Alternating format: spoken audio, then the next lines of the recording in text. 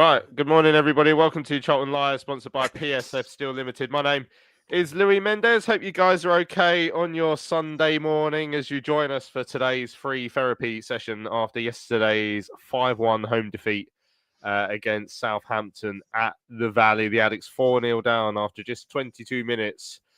And ended up on the wrong end of a 5-1 thrashing on home turf. Joining me to look back at yesterday's game, first up top right is Paul Clements. How you doing, Paul? Morning, Louis. Morning, fellow addicts. I'm all right, actually. I'm quite relieved. I asked the missus to pinch me as I woke up this morning, so I had this awful dream. I was taken down a time wormhole with 19,000 fellow addicts into the 1970s, 80s episode of Tales of the Unexpected. At this big football stadium that was raucous, talking about sheep shagging the away fans were. It was absolutely dreadful. But anyway, glad that's over. Unfortunately, that series ran for over 100 episodes, so hopefully this was a one-off and I can live in 2025 and enjoy my football again. But yeah, I'm here for that therapy session too. Excellent. Well, TV shows in the 70s, 80s sounded wild. Also, bottom of the screen there, Tash Everett. How you doing, Tash? Good morning, Louis. Yeah, I'm right. I think I'm still stunned from yesterday, but we'll get into that. If I'm still stunned now, I think I'll be stunned forever. I'm like Paul. I was like, yeah, that did actually happen yesterday. But yeah, I'm all right. We're doing okay. Yeah, okie dokie. And then bottom left, a man who probably not quite feeling as bad as the rest of us because he managed to show up after 23 minutes. So he's seen a 1-1 draw. Is Ben Cloak. How you doing, Ben? Yeah, I'm good, thanks, mate. Yeah, 1-1. What's everyone getting so upset about? That's all I saw, mate. Celebrated Lloyd Jones's goal. It was good fun. Yeah, solid point at home to a promotion hopeful Southampton. Yeah, excellent. Right, so on today's show, then, we'll look back at the absolute thrashing. We've got the highlights, which takes up about half an hour of the show, actually. But we're also going to hear from Nathan Jones and, of course, from Greg Docherty. The skipper did his duty after yesterday's game and came to speak to us as well. We want to hear from you guys. I mean, where did it go so wrong yesterday? You can email us studio@charltonlive.co.uk. You can tweet us at charltonlive. Or you can add a live comment into the chat.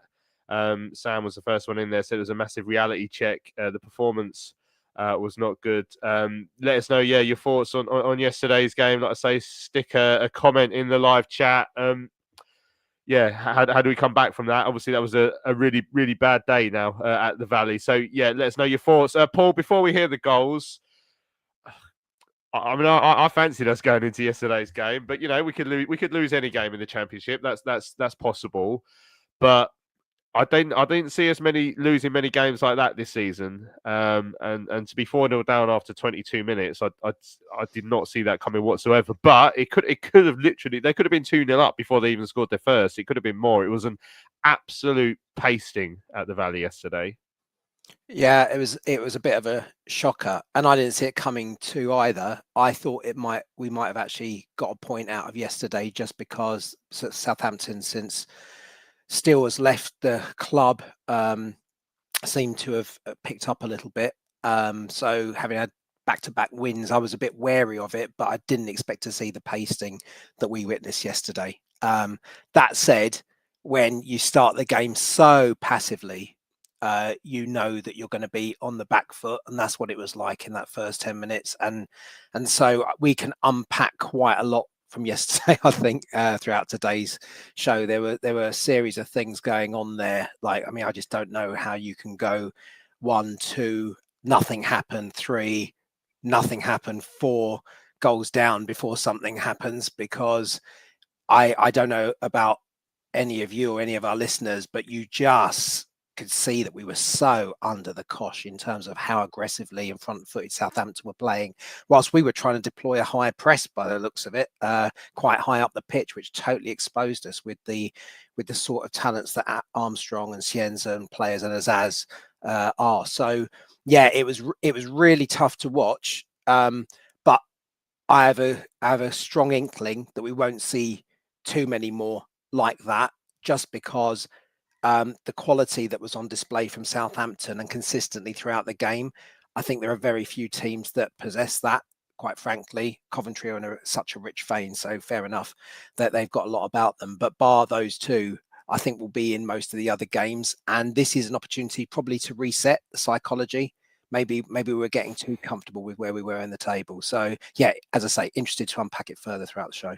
Yeah, man, like Mark says, that was painful. No need to panic. We are capable of them, as we saw at Bristol Rovers and Rotherham last year, and Peterborough as well. Actually, I forgot. Actually, we did have a couple of heavyish defeats last season, but bounced back. But I mean, that was that was something else yesterday. It was it was one-way traffic to the extent that I've had to watch back the goals quite a few times because I keep forgetting what happens because there's so many. They've all just blurred into one. So let's relive them briefly. I do think it's important to hear what Steve Brown made of these.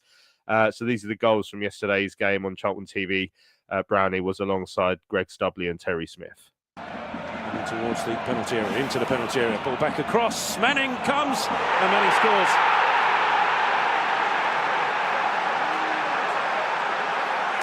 From the left-hand side, Manning coming in towards the centre, but it was Fellows who did the damage on the right, getting past Gillespie, getting the cross in, and Manning met the cross and left Kaminsky with no chance.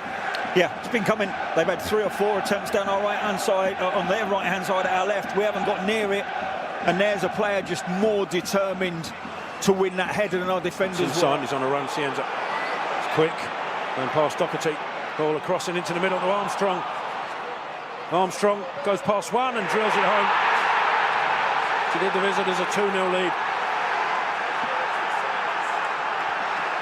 Yeah, and something we're very, very good at is not conceding 2 goals in a game.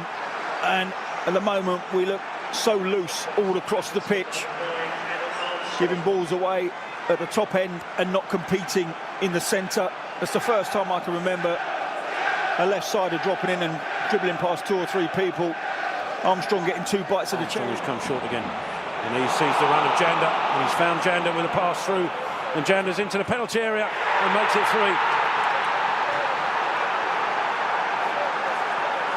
And this opening 19 and a half minutes has been a disaster for Charlton so far. Yeah, and I mean, it's very, very good movement from Armstrong, the centre forward. He does Jones on the halfway line. But let me tell you, there's very patient build-up play where we're half chasing, but we're not actually pressurising, and that is fatal. If you're going to press and go for it. Don't jog alongside a player. Let them control the game. Let them dictate the tempo, and let them just pass at will inside their 18-yard box without laying a glove. Like, you might as well not press. The pockets he takes a fourth coming in. And he's back in possession, and he's managed to find Azaz. He's got past Kaminsky, and the lunging dive of Docherty, and makes it 4.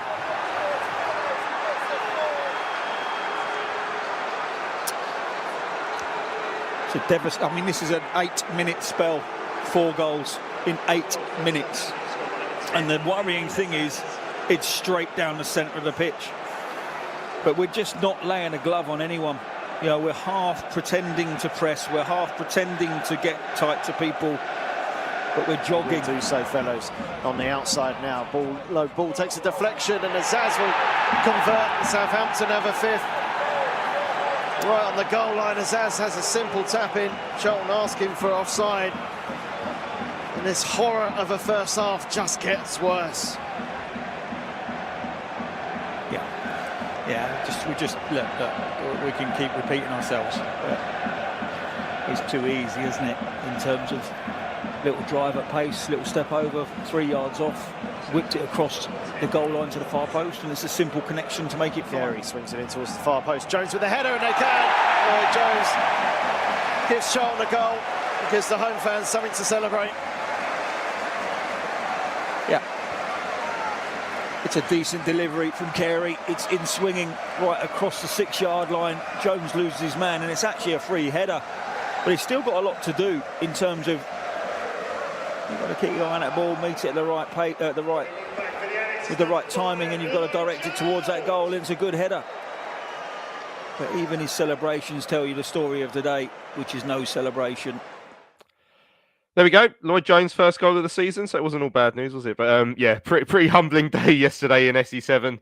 Absolutely smashed by Southampton, who just ran riot in that first 20 minutes. And then, I mean, the second half was just a non-event for both sides, really, because the game was done, you know, and both teams have got games on Tuesday. Nothing more needed to happen in that game. Tash, I've never seen us get ripped apart to that extent ever, like in years. Even at the lowest of the low, it was one-way traffic. I mean, they were cutting through us like a hot knife through butter. They just glided through the midfield, the defence, the wide areas, the central areas.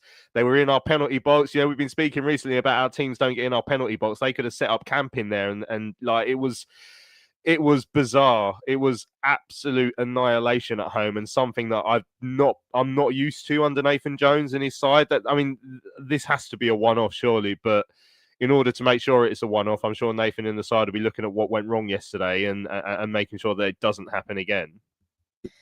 Oh, that was painful listening to that back, wasn't it? Yeah, I mean, going into that game, you're like, got a good record at home. We've conceded 4 league goals there this season. Great. Got one of the best defensive records in the Championship. And then I honestly just couldn't even believe it. Like, honestly, because conceding 4 in 8 minutes is mental. Like, I have literally never seen anything like that at Charlton in my whole life. Like, genuinely, that's the first time I've seen us concede 5 in the first half, and probably for people a lot older than me as well. It was mental. Like, everything that we have established ourselves as went out the window yesterday. And I know that we have injuries. I appreciate that. I know we're coming up against Southampton, who have spent more than us, have been in the Premier League, etc. None of that excuses what happened in that first half. It just doesn't. Like, I don't care if you're playing Real Madrid. You don't do that at home in the first half. Like, this just completely.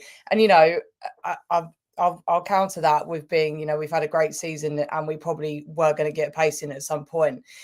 But if you looked at that score at the end of the game, yes, I would have been annoyed and disappointed with it, but because it's at home and we don't concede at home. But it was just the fact that we conceded that many so quickly that I thought that is just completely unheard of for us. Like, any defensive shape that we've had, again, I know that we've had a change of personnel, so inevitably, as a defence-first side, if you're not doing that properly, then we are going to fall apart. That is just what's going to happen.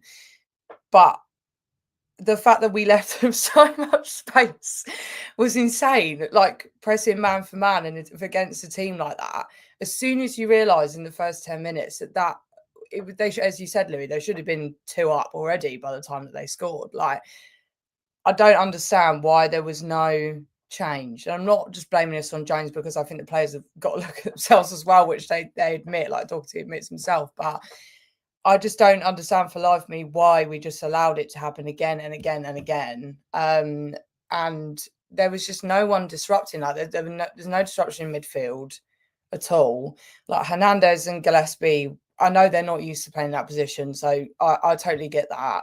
But I'm like, they were getting confuzzled and like getting in each other's way. Kane Ramsey didn't look right yesterday.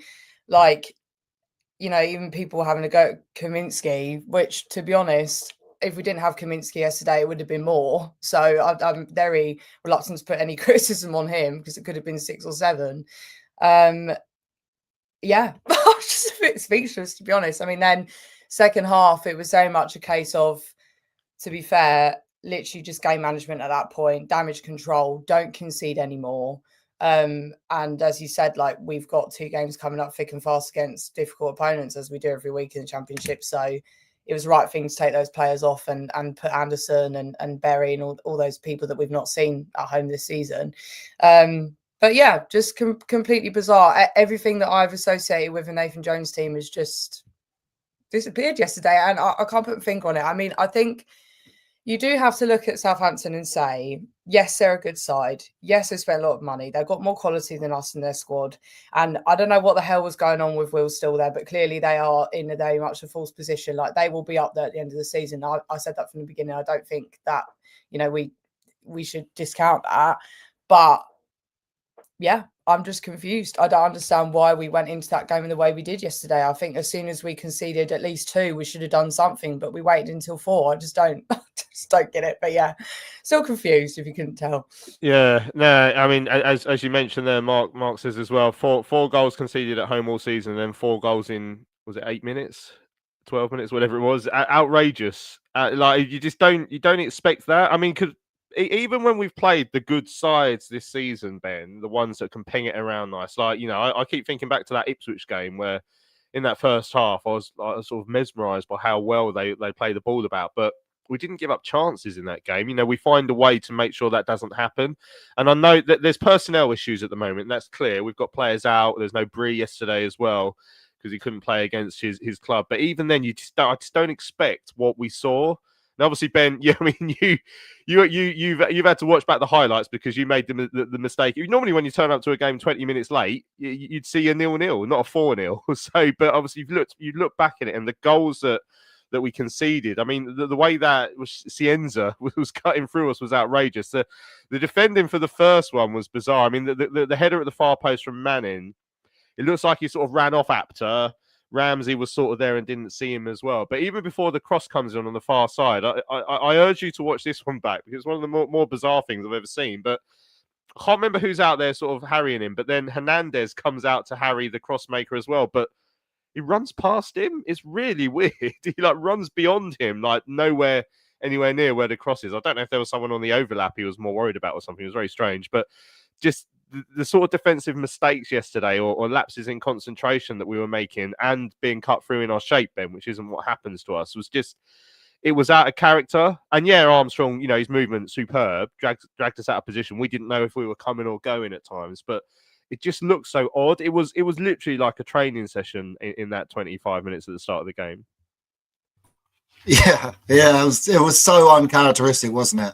Yeah, unfortunately, I was busy yesterday morning, so my mate drove me to the game, and we were on our way there listening to it. Got out of the car on the road of the station and heard the first go in, but when we were listening to it, it was no surprise. As you said, we were just being torn apart in those first 10 minutes, but. Yeah, I'm similar to you. I was looking at that Wrexham game and the Ipswich game because the Wrexham game, we had the same injuries and I thought we defended really well against Wrexham. Like that free of Gillespie, Ramsey, Jones, I thought we defended really well. Kaminsky didn't have to make many saves and obviously we gave away the freak penalty. But I thought our setup was still good. They weren't breaking through us. They were the home side. I thought, okay, like I gained some confidence from that, knowing that with our injuries, obviously, we didn't have Bree yesterday. I understand that, but obviously he was injured against Wrexham, carrying a knock. You have confidence going in. I actually said to someone yesterday morning, I was like, I don't mind being late because I'd mind leaving early because we score. Well, the games happen a lot in the second half. That was we only conceded 1 goal in the first half this season, and that was against QPR. So I was like, that don't matter. And then to turn up and listen to those roars, the third one I was at the club shop, the fourth one I was at the turnstile, and people were telling me, don't effing bother going in. And you just, as Tash just said, and as Paul just said, you just sat there and felt shell-shocked because we quite often go against these sides like an Ipswich, who, as you said, played all around us, but we matched them because our passion and our drive is in their faces, not letting them play. But we let the likes of fellows, Azaz, Armstrong, I mean, they ran that game yesterday. I mean, even that Cienza with that run he does, it's just like Carey and Docherty watched him. And that's where I think yesterday as well, it wasn't just the defence, it was those 3 in centre midfield that we just seemed to not run as much as we just had so much space, didn't they? I mean, as you said, for that first goal, desire from Manning, he saw that cross come in, the same as Apter and Ramsey saw that cross come in. And he just threw himself at it, and it comes off the underside of crossbar in. And all right, you could say Apter shouldn't be playing in that position, but just desire, just want. And we just usually have come back from international break full of that desire and full of that drive, the Nathan Jones spirit. And we all know we haven't got as good a team as them. But when they go out there, it feels like we have because those players are giving it 100%. And our shape is usually so good, but that shape yesterday got tore apart. And I think that was down to Armstrong just being everywhere, sitting deep, playing little balls. And it was just you feel sad because you look at our defence and Jones and Ramsey are arguing, Docky's arguing, arms up. Must be hard for them playing with different wing backs all the time. But just that shape, giving them so much time. And as you said, for that first goal, that kind of, it was coming, but you don't expect to like let them have so much space to cross it and then just someone else having more desire to get their head on the ball rather than us. Yeah, second goal. I mean, I'm going to try and go through these. Like I say, I've had to write pretty extensive notes because it's quite embarrassing trying to remember all the goals. But Armstrong was the second one. So this is when Shienza, one of many times he did this in that first half. He was able to just go through the middle of the park on the left-hand side and get the ball up the pitch. Armstrong got 2 bites of the cherry. I think Gillespie did a decent enough block for the first one. It was a good finish for the second one, roof of the net.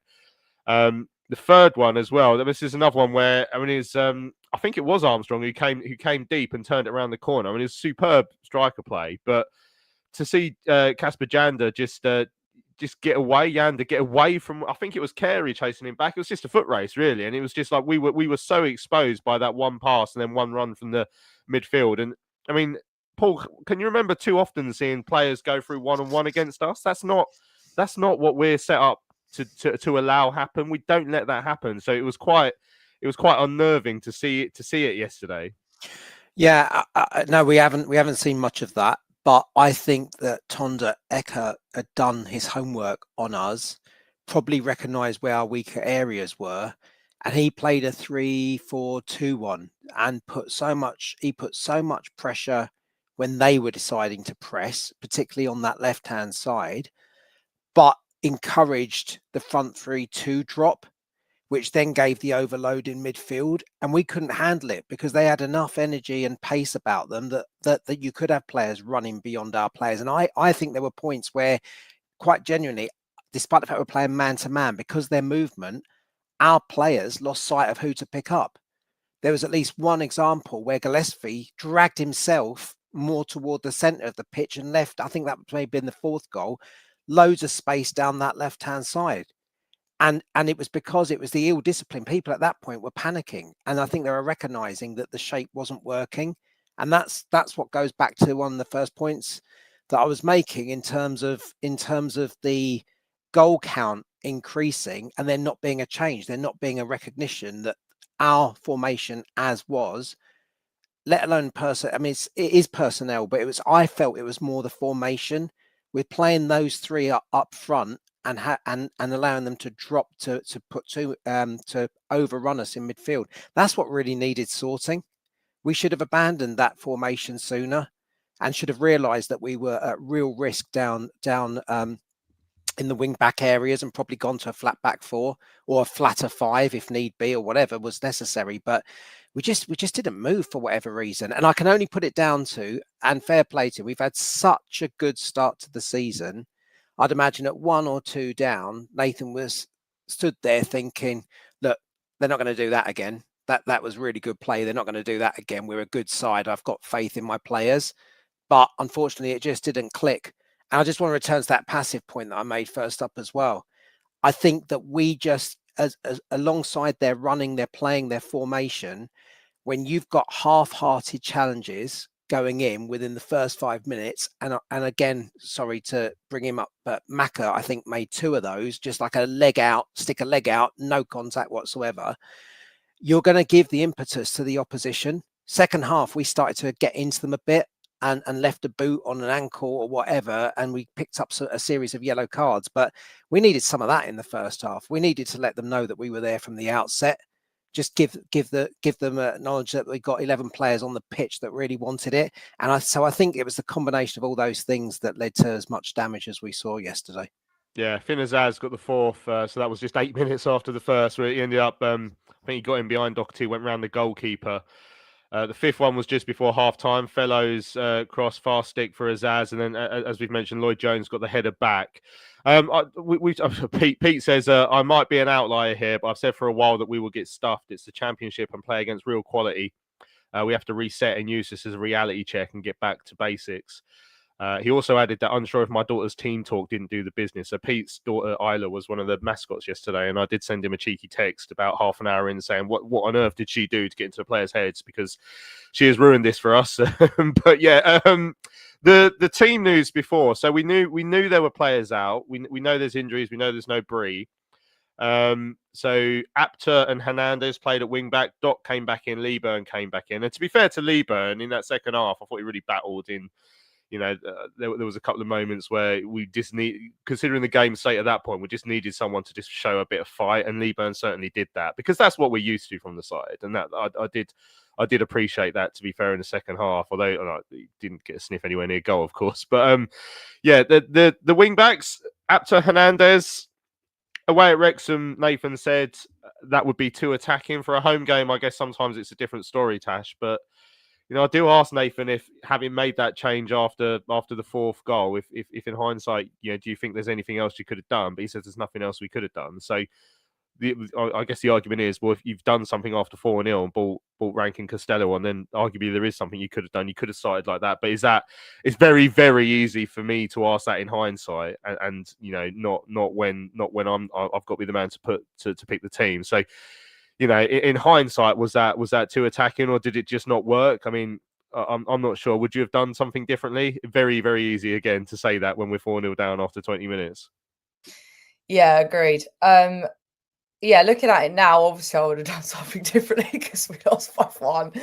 But no, to be fair, when the lineup came out, I thought I've given him the kiss of death there. Sorry, Apter, because I thought, okay, nice. It's an opportunity for him to start because Bree can't face his parent club. And I thought, okay, great. You know, the kid's been, you know, we've all been confused as to why he's not been given the sniff at all. So I thought, okay, that's a nice opportunity for him.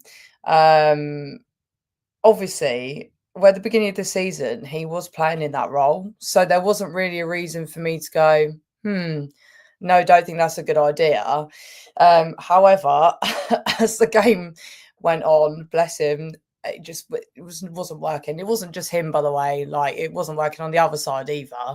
But I think it became quite clear quite quickly that we were too offensive in that setup, and that he was going to get exposed. So was Hernandez, and that they're all going to get exposed. So, I mean, when Rankin Costello joined, I thought, okay, I could have seen him being used more in midfield, and I actually didn't realise that he'd played at right back or could be used in that right wing back position, because James was saying, like, playing wingers in wing back roles, which isn't ideal. And I'm like, okay, great, but would you not rather have someone that is more experienced in a defensive sense once you started conceding those goals? Obviously, he realised that.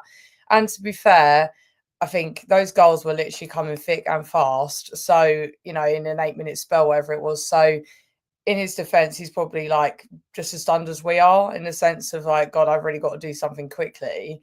Obviously, then Apter was the one to be dragged off, which I don't think it's, I mean, I'd like to think it's not a, you've been awful, get off, like fuming with you, because he shook his hand afterwards and everything. I don't think it's that. I think, unfortunately, Apter was just a consequence of what that opening half an hour, whatever was, and that he felt like you needed to shore it up with more experienced defenders, which is what needed to happen. Perhaps if we'd have had more people to make more changes, we would have done that, but I don't know. But obviously we made more later on. But no, I think my answer to your question is, I mean, on reflection, yeah, I definitely would have probably started a different formation. I mean, because as I said, it was just too attacking. I think Southampton have come off winning 2 games in a row. I know we're at home, and I know we have a good defensive record at home, but I just think that there wasn't enough there to stop those people that did end up running the show yesterday, like Azaz, Fellows, Armstrong, and they probably should have looked at it as a change in formation, thinking just go with the 4 at the back, just so you're more defensively solid. But yeah, as we say, it's easy for us to say in the cold light of day, but I don't understand why in a defensive crisis you're not using someone that's played as a defender before. That's my take on it. Yeah, it really was a perfect storm yesterday, wasn't it? You know, a Southampton side that have finally woken up now that they must have been refusing to play for that manager or something. It was pretty pathetic, really. But they've turned up now and started doing the business. You know, bags of quality. We had injuries. We were passive. We weren't ourselves. You know, there's one line I was surprised Nathan didn't say yesterday, which he often does say after a defeat, is that wasn't us, because that definitely wasn't us yesterday. But with the injury problems, how often is that going to be us again over the next few weeks? That'll be the big question now for Nathan and his side. They really have to try and find a way to make things work over the next couple of weeks. Well, let's hear from the Addicts boss, Nathan Jones. Still got loads of your points to come to in the chat. I'm struggling to keep up with him because obviously a lot to say at the moment. But this is what the Addicts boss made after yesterday's defeat. Day here at the Valley today. Where do you think it went wrong today? Look, give credit to them for 20 minutes. They were, as good a side as we've seen at this level. Could we have been a bit more aggressive? Could we, we didn't do the things that we do normally, and that's basically what's cost us. We don't defend the box well enough for the first goal. We allow certain things to happen for the second, which kind of kills it, and then they go up a level, and then you really worry when they get 3 and 4 quickly. But we showed a lot of character second half. We tweaked it defensively. We're probably a little bit more passive or a bit more reserved than we normally are, but we felt we needed to do that. So look, credit to Southampton. They were much better than us today, but that's a learning curve for us. Yeah, that first 20 minutes or so in particular, I mean, I've never seen a side sort of break through your team like that before. That doesn't normally happen. It doesn't, but look, with the greatest respect, we are stretched. In terms, we have 4 fit defenders. One couldn't play today because he's against his old club, so we've got 3 fit defenders. We're playing wingers in wing-back positions, so it's tough. We didn't quite get things right. We gave them a little bit too much respect, we felt, and then they were able to play into front. We were deep. We weren't aggressive in winning that first ball that we normally do, and then they had runners and quality and real technique to go and really hurt us. And we looked open, which is something that we not normally do. You made the change after the 4th goal. Was that sort of reaction to what was happening, or something you think in hindsight you might have done differently from the start? Or? But we couldn't do anything differently. Apart from come off the press, we couldn't really, because we didn't have the personnel to do anything different. So we've had to be like that. We are stretched defensively because, one, Josh Edwards gets injured. We move Amari, he gets injured because of the switch in position. We lose Reece Burke. We can't play Bree. So it's 4 players there out of our back 5. 4 players that would start for us. Out of our thing. So coming up at level, we can't really compete with that and handle that. But look, let's give Southampton credit. They were excellent. That's the best Southampton have played all season. They saved that for a 20-minute spell against us. So look, they can do that. I mean, they've got huge resources, fantastic playing squad, real technical, athletic, front-footed players that at times can do that to you. It's just I didn't want it to be us. Greg Docherty just came in and spoke about how this result isn't going to define Charlton's season. It's a bit of an outlier, particularly with the performances so far. It's nothing we've seen so far this season. Well, no, it can't. It won't define us as long as we get back to normal. Because today we weren't aggressive. We didn't do the basics well. We lost a header of the back stick, which meant that we conceded the first goal. We let runners go through the middle of us. We runners run off the back of us, and that's what happened. So if we do that again, then of course this will define our season, because it'll be a kind of a theme. But what we have to do is go back to basics and normal. I keep saying to you about doing the basics well. We do the basics well, we have a chance of winning games. When we don't do the basics well, and we're open, we allow team, we're not aggressive, we're not front-footed, then that can happen. Obviously, with Stoke coming up on Tuesday now, so it's a perfect chance to bounce back. But with the injuries and that in the squad, it will be another difficult test for you. Well, every test is difficult at this level because, as you said, we've come up a level. We are having to adjust to the level and play and catch up with other teams in terms of experiences, in terms of resources, and that at this point. So we have to be the best versions of ourselves. But when we have this happen to us with the injuries, then of course it's going to be tough and we stretch. But it should give other people opportunities to step up and go, well, I'm good enough to do that. PSF Steel Limited is a trade supplier of steel fabrication and erection services to the new build, construction and refurbishment market in southern England. With their unrivaled depth of experience, they excel at providing their customers with high quality and cost-effective steel fabrication solutions. Their customers include national and regional house builders, such as Barratt Homes, Bellway Homes, the Vistry Group and Taylor Wimpey. They pride themselves on their service-based ethos and commitment to customer service excellence, which includes full technical backup and on-site services and support. If you would like more information, go to www.psfsteel.co.uk.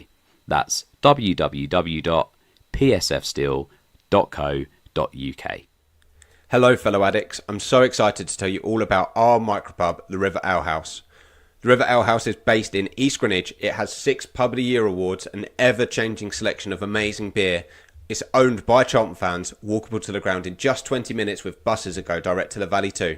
If your matchday routine includes a drink with your friends, you must join your fellow addicts in the River. See you soon. Right, welcome back to Charlton Live on your Sunday morning. Before the break there, we heard from the Addicts boss, Nathan Jones, after yesterday's heavy defeat against his former side, Southampton. Paul in the chat says the good news is we don't have to play a former Nathan Jones side for check notes another 3 days now. Yeah, because obviously we've got Stoke coming up on Tuesday, which we'll look ahead to towards the back end of the show. I noticed like the Southampton fans, they didn't get cocky towards Nathan until they were like 2-3 up. That's when they started singing the songs about Nathan, because obviously like they haven't exactly had a great time since he's left, have they? So yeah, they took a while to take the mick out of Nathan, and I'm guessing the Stoke fans will be the same actually on Tuesday, as in they'll go for Nathan. I noticed I was looking on, I was trying to get a Stoke pod to come on today, but I only contacted them late last night, so I don't think they've seen it. But I was looking at their page, and they seem to be enjoying the fact that a Nathan Jones side was being heavily beaten before their game yesterday as well, when they lost at Leicester. Ben, yeah, the Nathan obviously referenced the injuries and that sort of thing. He talked. I asked him about what could have been done differently, and he said, you know, there's not much more they could have done other than maybe come off the press a little bit. What did you make of his reaction to yesterday? A very, very difficult day for him. It must be horrible to be when you're the manager and that happens, and then you've got to go and face the music as well with the crowd and the questions. It's not an ideal Saturday lunchtime, really, is it? It's not indeed, especially as you said. I just thought with Southampton fans, I thought just enjoy the moment, and the whole of second half, all they wanted to do was sing songs of Nathan, but he must have really angered them when he was there. So as we've said before with Southampton managers, they haven't done well at all. So yeah, but yeah, it's as Paul said earlier. I think what would we all do as a manager in that situation? We've played against Ipswich, we've played against Leicester this season, and we've been the better side. I mean, that Leicester game, we were so good in that game. So you do think, hang on, this isn't my kind of side. I'm sure they'll work out. Before you know it, before you're turning around to Curtis Fleming and Danny Hilton to try and work out something different, it's 2, it's 3, it's 4. It's just unreal, wasn't it? We were all shell shocked, and I'm sure he was as well, because we just got torn apart, players being brought out of position. And it just wasn't us, as he likes to always say. That just wasn't a Nathan Jones team performance. So it was worrying. Where does he go from here? Well, obviously James Bree will be back in the team come Tuesday night. But what did worry me was Lloyd Jones was heavily limp in that last 10 minutes. That really worries me come Tuesday, because do we really risk him? If we lose him, I mean, for a period of time, we're really done as a side there at the back. But yeah, we just have to blank this out of our minds. We really do. We just have to go. Look, as Nathan said in that interview, I think you're right. We're League One last season. We come up playoffs. So technically we're the worst side in the league, if you look at it like that. They were Premier League last season. They've turned it on against us. Bit of a reality check, because we go, oh, yeah, we are against these opposition. We do have to work harder than them, really, because their ability's better. We weren't at it yesterday. Maybe we've got a little bit too cocky, especially at home. Maybe we thought, well, we're better than that. So yeah, I'm sure over the next few days, watch some of the goals back, try and get that unity going in the defence, and go up to Stoke with confidence. We are a good side, and just think it was a bit of a blip yesterday. Yeah, interesting stuff. Yeah, there's a couple of people in the chat talking about the players who are out on loan, and obviously we can't bring them back until January. But you know, I agree with Andrew. Really, Kanu and Bick and Sinway, they're all doing very well where they are at a lower level. I'd let them continue their progress there. It's very, very, very difficult to go from doing well in League Two while you're still learning your trade to being chucked in the Championship when there's a bit of an injury crisis. Sometimes you're not sure if that's a good idea. But anyway, we've got you can't do it until January anyway. But Mark said it was so weird that he talks about us being so stretched, and then starts the first half with a high press, which stretched us even further. I love Jones, but he had a stinker from start to finish yesterday. Paul says as soon as the January window opens, Phil Chappell will be hitting the bat phone. He'll be busy. So I mean, there's injuries in that. We're never really going to know when these players are back. It sounds like, I mean, Nathan gave a couple extra quotes, which is on Rich's Substack yesterday. That I think Amari Bell was getting closer. But yeah, when we're going to have to find a way through now to January, if that's going to be the case when we bolster things, Paul. Obviously, we don't know what's going to happen with Bree at that time as well. So I am a bit concerned over the next few days. I think this is going to be a really tough run. You know, Stoke on Tuesday, they're doing really well. Lost the last couple, but that was against Leicester and Coventry. And then we're at Coventry, who have scored 500 goals already this season. So, you know, against a side that all of a sudden doesn't look as defensively sound as we did before the international break after one game, that's a concern. We could realistically be looking at the back of 4 defeats coming Saturday. You know, and I hope that won't happen. And you know, this side does bring surprise results against that people outside of the club won't expect. So might not happen, could happen though. And these are the sort of spells that we are going to find ourselves in the Championship. Injuries come in. Difficult games come in. All of a sudden, you know, a nice run can turn into 3 or 4 defeats on the spin, and then the picture changes. It's just about finding a way through now, isn't it? Yeah, we've got to find a way through, and Nathan's got all the experience in the world to find that way through. I just think we need a bit of a break in terms of injury returns, like people get returned to fitness at the back in particular, because that's where it's really hurting us.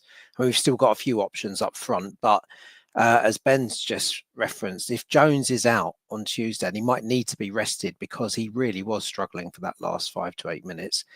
If he is out, what next? I mean, what gives? We haven't got that any strength in depth now in that area of the pitch, which surely means there needs to be a formation change to cater for that. And I think that's the one thing that Nathan will probably really be wrestling with. Do you move away from a formation and an approach that has worked so well so far this season, or try to adapt? But when you are adapting, even though they're professional footballers, they're being coached in a certain way to try to be the best versions of themselves in the setup that's been produced.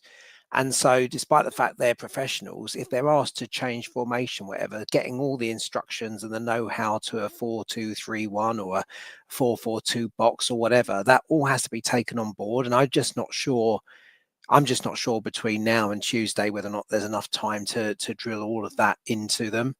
And in that's what concerns me the most. That means that we're going to go back to the same formation with a 3-5-2.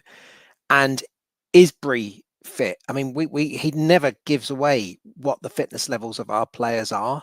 So we might assume that 2.5 weeks nearly beyond when he last played at Wrexham, that the groin has recovered, etc. But we don't know that. If he plays through a groin injury again and can't take a free kick because even that movement is going to be uncomfortable, then arguably he shouldn't be playing either. So what gives? I think he's got a real challenge on his hands in the next 48 hours. And I think I heard a Doc interview on the on your and Rich's Substack interview that they'll be back in today, which you would expect probably after a defeat anyway, but I'm sure there'll be a lot of analysis and thought as to what we can do differently. I think it's a challenge. I wouldn't be surprised if we can muster a mere point over the next couple of games if we're lucky. But I think we've just got to take this run on the chin and acknowledge that we are really stretched and we're playing some top opposition. We're playing opposition where we're looking up at the moment rather than in and around us and down. And so it's bound to be tough. And I think we've just got to stick with the team. That's the most important thing. Stick with the team and remind ourselves of what run we've been on and what points we've amassed thus far this season, because we're not going to be dragged into that bottom 3 anytime soon. There's going to be a fair few games ahead of us. We're going to need a real stinky run to get dragged into that right now. So I think we just got to be on the ride and play our part as the fan base behind the players, home and away, to try to pick up our next points whilst we work through this injury crisis. Yeah, we're 13 points above the bottom three. That's before today's Sheffield derby. So Sheffield United are sitting in 22nd. If they get something against Sheffield Wednesday, obviously that will cut the deficit to us. But bear in mind we're 13th. We're not in 19th, and there's only a couple of teams between us as well. There's other teams below us who would all have to overhaul us. I'm still not concerned about that because we've lost a couple of games. Obviously, the manner of yesterday would concern some with the injuries that have come up. But surely we've shown enough about ourselves this season that we can put a run again together that we don't need to worry about that. We're still only 2 points off the playoffs. Although again, same caveat as there's a lot of teams between us and them. So I wouldn't. I'm not getting too carried away on that sort of stuff. Right, what time is it? Let's hear from the Addict skipper. I think Greg Docherty. I said at the top of the show he did his duty yesterday. When you're the skipper, unfortunately, when it goes horribly wrong like yesterday, and he himself had a difficult game as well. Then sometimes it's your job to come out and front it up. And this is something players weren't doing a couple of years ago. It's only last season in this that we've actually been given a player every game, win, lose or draw. So at least the club are doing that now, and the players are doing that. And fair play to Greg for coming out and speaking to us. But this is his thoughts on yesterday's heavy defeat at the Valley. Difficult day here at the Valley. Where do you think it went wrong today? You summed it up there. Really difficult. We've had loads of good days here. We pride ourselves on how we are, particularly at home, and today we let ourselves down massively. Can't really put my finger on it yet. Obviously, we'll be back in tomorrow, and obviously we'll watch it back as individuals tonight. But it's about, I think, now owning it, taking it on the chin, looking ourselves in the mirror. There's no one else to blame there, and obviously, sorry, I just want to say, of course, sorry to our supporters. They don't deserve that. They followed us near and far, driven us over the line to get loads of good results, and today wasn't that day. So again, as a group, obviously we'll face it, and we apologise, but we have to quickly to shake it. We have to analyse it, own it, and shake it, because we've got another 2 huge games coming up this week. It's 4-0 after 22 minutes. The game's over at that point. But I've never seen Charlton get broken through that frequently. Can you understand why that was happening today? Not. Can't give you a definitive answer just now. I'd maybe, they looked sharper, and they were clinical, but we allowed them to be clinical, and that's something we pride on ourselves on. We've always have done, particularly since I've been here under the manager, and we let him down today. We let everyone down today. So as players, it's on us. Again, we need to front it, and we need to suck it up, because again, we've had praise in the past, but criticism will rightly come away today after today. But we're a good, honest group, and we will be honest when we analyse it, and we will obviously get our heads down to try and go and rectify it on Tuesday. When it's 2-0 quite early, is there some sort of feeling on the pitch that something has to change quite quickly? Yeah, look, it's obviously not happened to us here before, so you could sense the stadium was stunned, and they were in like a good. They were playing some flowing football, and yeah, look, we just looked. Yeah, I say we probably all looked stunned, and that's again. I've never really felt like that before in a Charlton strip, and it's never happened to us before. But what I will say is, we've had moments last year, and moments this year, but last year in particular we had a couple of damaging results, and we bounced back really well from them. And that's, manager said he's bit already. We've spoken, but again, tomorrow will be the big one where we really go and analyse it. But it's look, simply let everyone down today, and it's up to us to front that and own it. What did Nathan say in the dressing room after? That we let ourselves down today massively. Basics really weren't there as well, which is something we're really good at. So yeah, look, I can't really give you a definitive answer just as yet, because there's obviously a lot went wrong today. It's felt like everything that could have went wrong, and again, I've not really experienced that before. As players, it doesn't happen very often. This league can punch you in the nose massively when you're not 100% at it, and again, that was the case today. A team, they seem to want it more than us from it, and that's the difficult bit, because again, we prepared really well for it, and again, we let the manager down, the staff down, and let ourselves down, and of course the fans, which is the most important.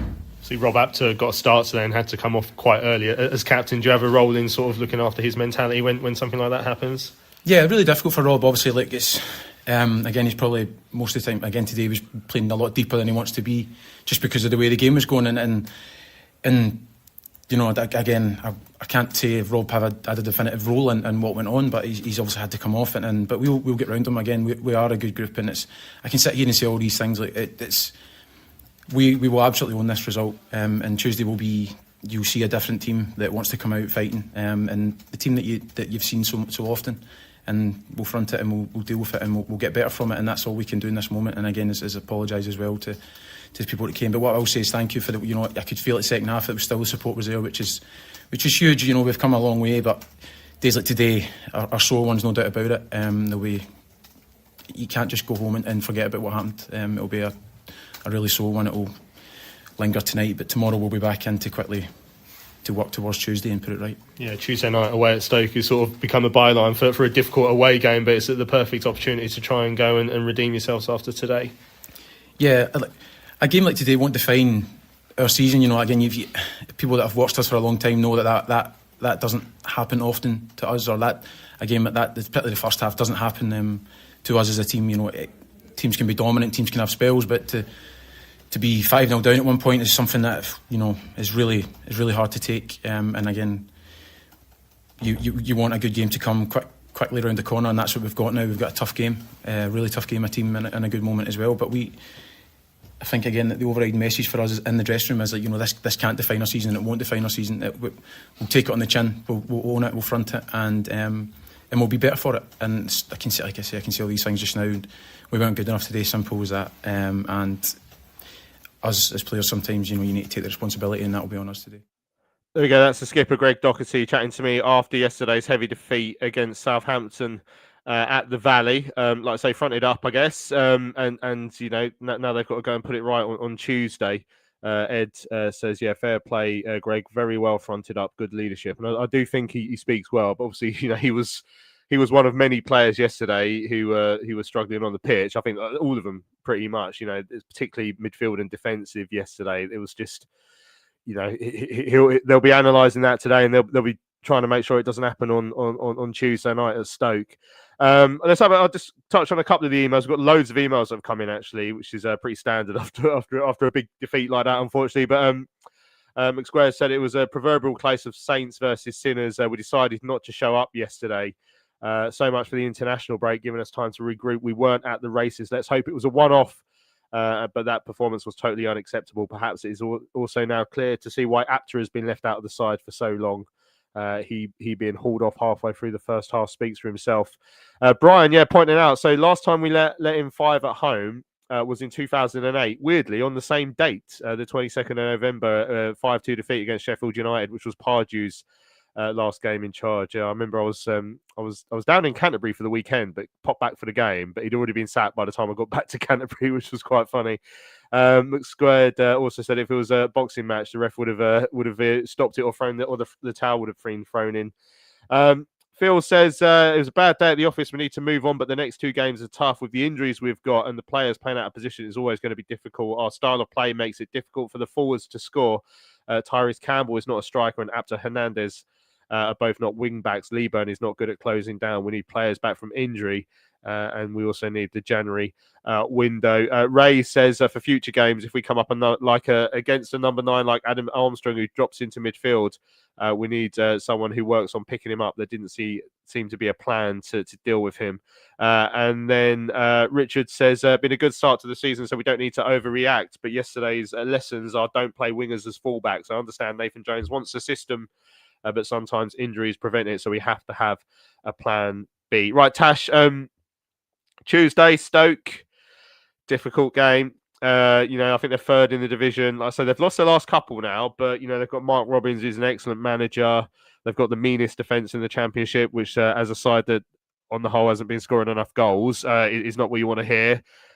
So we need to go there. I mean, I would rip your arm off right now for a goalless draw. Absolutely rip your arm off for it. Yeah, 100%. I think Paul said it earlier. Like, I think you got to go into those games just thinking, just don't get smacked again. And I don't think we will, to be honest. I think honestly, I'll be completely stunned if we do. I I think hopefully, I know it's unfortunate it's not like a week. We've only got like 3 days to assess what went wrong on Saturday and make sure it doesn't happen again. But I just think away from home anyway, you're hopefully going to have slightly different tactics to what we had on Saturday, particularly at Stoke. So but again, it's one of those games where they've done really well this season, Stoke on the whole.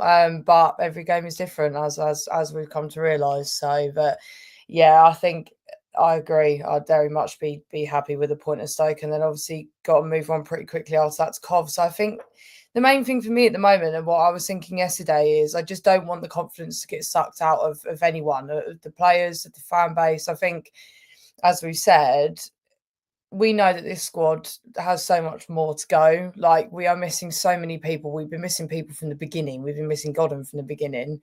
And now we've been missing more and more people. I think we can take hope from the fact that we have done so well, even when we haven't always been at full strength. So, you know, going into these games, I just want us to avoid slipping as much as we possibly can into catastrophe, because we just don't need that in terms of mentality. Like, you know, if we do go on to lose these 2 games, it is what it is. And as we said, like, we can get out of that again in the future once bodies start to return and things settle down a little bit. But going into these 2 games, just to get a point, then and I'd be absolutely buzzing with that, to be honest, with both of them. How are you setting up for this game on Tuesday then, Ben? So obviously the assumption is that we'll have James Bree back. But, you know, is it the same formation? Is it different? Does Hernandez play on the left again? I mean, does anything change elsewhere in the pitch? You've got to get a reaction, and Nathan has also got to manage the minutes and whatever he's got to do with his squad. I just cannot see Lloyd Jones playing, mate. I was watching him because I was sat online with him in those last 5 minutes, and obviously we'd made all our subs. I just can't see him playing. He just could barely walk down the end, and that is a big worry.